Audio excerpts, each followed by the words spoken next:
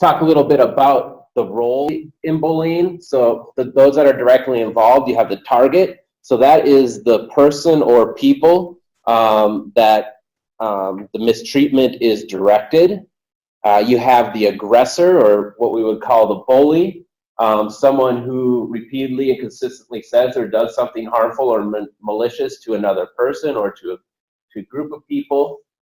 So those are the individuals that are directly involved, what you would call the bully and the target. But then we have also the community, or the observers. And this is these two roles as observers are what we really want people to be mindful of. So you have the passive bystander. So that's someone who is part of that group, who observes the behavior that's going on, or might be walking by and witness behavior, but feels uncomfortable about what's going on, but chooses not to say or do anything. And a lot of times it's understandable, because people are uncomfortable by not knowing what to do, or understanding how can they be helpful in this situation, or maybe there's something that I don't understand about the situation where this behavior should take place.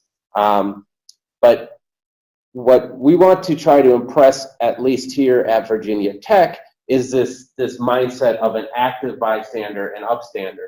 And we want to provide people with the skill set and the ability to at least understand how they can either speak out on behalf of someone or take actions that are supportive of someone else. And to be a good active bystander, you don't have to get aggressive and overtly disrupt what's going on in the middle of the group. I mean, that being supportive and being a good active bystander can simply just be reaching out to somebody and checking in with them, saying, I just observed that, it sounded like you were experiencing some pretty harsh treatment, or you don't even have to get that judgmental on it. Just say, is everything okay?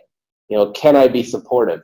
That could be your first step to be a good active bystander.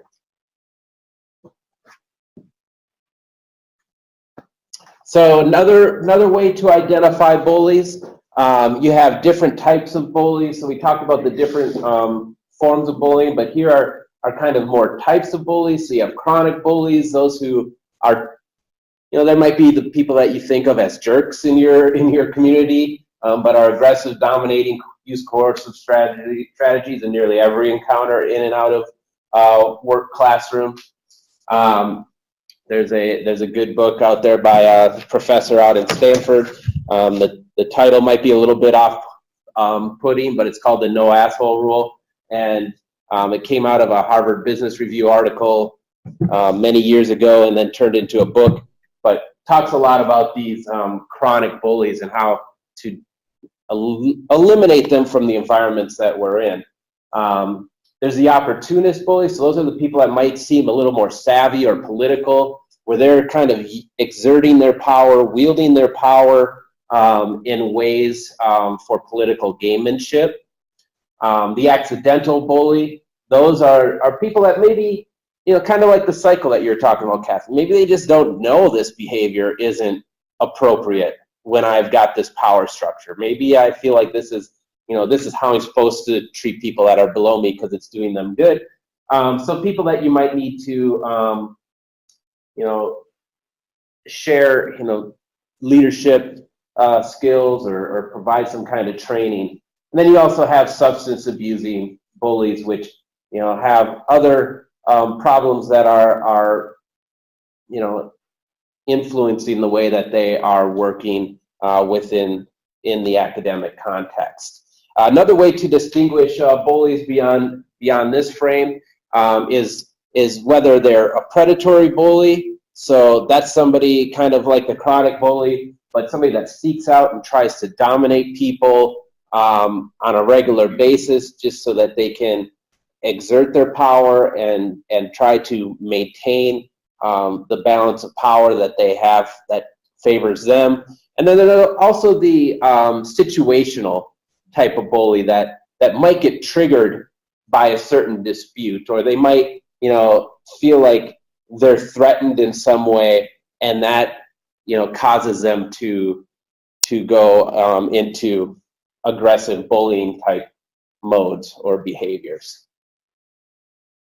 So what are these behaviors? A whole bunch of different examples, and people might feel differently, and this is one of the tough things about bullying is, some of these behaviors people might interpret as either appropriate or not appropriate, but it's always important to be aware of these types of behaviors as a bystander, so you can at least check in to see how comfortable people feel about the things that are taking place. So you can take a look at the bullying behaviors that are listed here, but I kind of want to get a sense of how people feel out here online, and then out here in this crowd. If you were to kind of reflect upon times when you either experienced bullying yourself or observed bullying, what types of behaviors could you identify? Does anybody feel comfortable sharing? One of the things I actually observed in the class that I took was the effort by the professor to continually point out that he was the most powerful person in the world.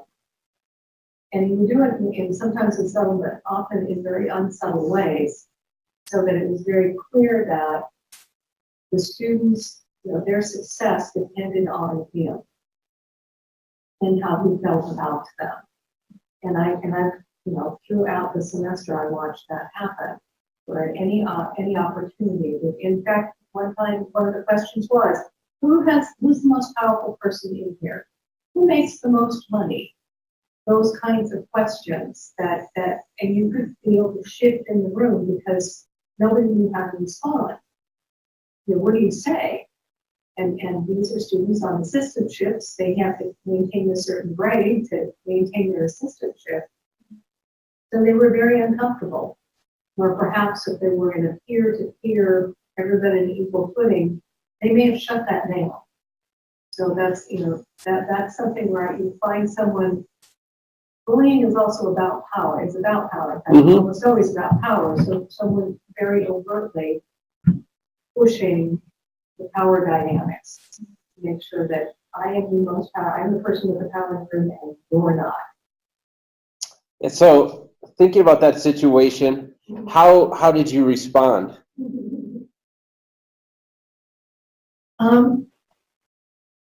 Basically, I diverted because there wasn't. Okay. It's difficult to say no, you're not. But I just kind of diverted things in the context of what we were talking about and moved away from that. I was in a position where there wasn't anything you was going to maybe do to me. So I didn't worry about that, but I could feel the uncertainty, the shift in the room. So I diverted us back into whatever it was we had been discussing and push things like that. And when you do that, you're disrupting what's expected. So there's always kind of everybody gets a little ruffled because they're in these kinds of things. It's an unconscious script. I'm going to say this and you're going to respond like this. Mm-hmm. And you disrupt that and disrupt those expected responses. He didn't know what to do. Everybody there was a little ruffly feeling, and then everybody was right back into, okay, let's talk about what we were talking about. So that was, at that point in time, that seemed to be what I was to do, was to disrupt the expectation or the pattern and move into something else. Great, so changing those dynamics, disrupting those dynamics. Very cool, Kathy, thank you. Anybody else have a time where they feel like they observed bullying behaviors that they'd be comfortable sharing? I was interested in adding on to what was just said, because it seems like that person who was just speaking was able to quickly divert, which is pretty admirable, but also takes a certain kind of knowledge and self-awareness and awareness of the situation, and also a certain kind of labor that not all of us are either trained to do or able to do on a personal level. And also that example seemed a little more clear to me. Some of the examples that I've witnessed are less clear. They're more sort of murky, especially when you're in a situation where graduate students' work is being critiqued, either in a defense or in a meeting about their proposal or about their thesis or dissertation. And so that fine line between offering constructive criticism for the work to make it better academic work, while also recognizing attempts at humiliation or intimidation, or to destroy someone's self-esteem or confidence. That happens sometimes in those meetings when someone's work is being criticized.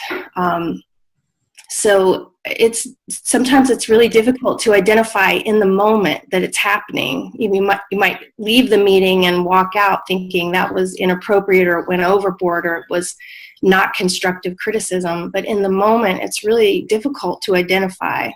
And I really love tips on strategies for that diversion that the woman before was talking about. How do you divert things away from those kinds of comments if you sort of have this gut feeling that it's not constructive, or it's hurting the confidence of the graduate student?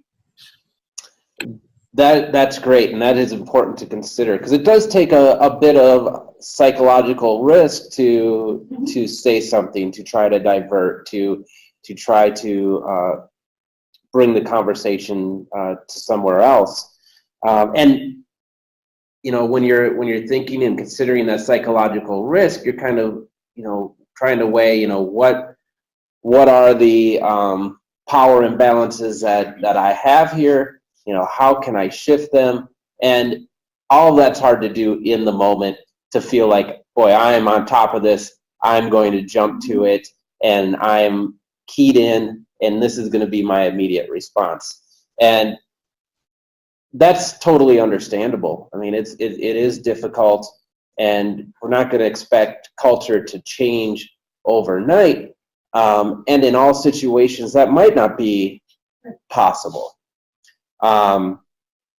So I think in terms of tips to know how to divert, we'll talk a little bit later on some different actions that can be taken, but just to address it right now, I would say, first you have to consider, what is it that I can do to bring this conversation to a different level, or how can I at least direct energy? So if it's an individual that's being critiqued in a way that seems maybe harassing or hostile or offensive beyond good feedback, positive feedback, you might try to interject some kind of feedback that might be different than the tone that's being given, or you might ask a question that diverts the attention to somewhere else.